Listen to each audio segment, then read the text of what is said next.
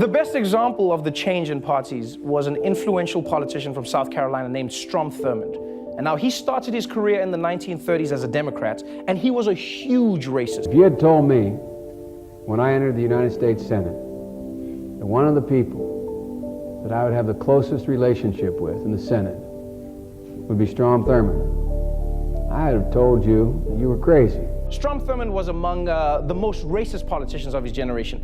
And in the 60s, he switched to being a Republican because he felt more welcome.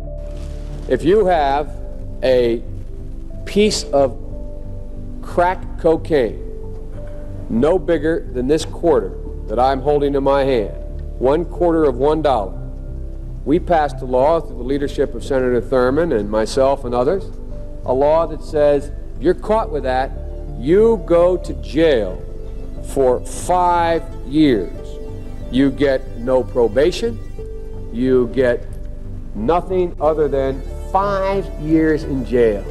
Judge doesn't have a choice. In fact, he was so racist, it was almost funny. There's not enough troops in the army to force the Southern people to break down segregation and admit the Negro race into our theaters, into our swimming pools, into our homes, and into our churches. I came to the United States Senate, a 29-year-old fellow, and turns out one of my closest friends ends up being Strom Thurmond. We can see why it's nonsense that this helmet head is trying to link the Klan to modern-day Democrats, because everything has changed since then. Strom told me, he said, Joe, if there has to be a Democrat as president, and I hope it won't happen, he said, it might as well be you. And after I dropped out of the race, he came to me and said, don't worry about it. He said, you got a good 30 years left to try.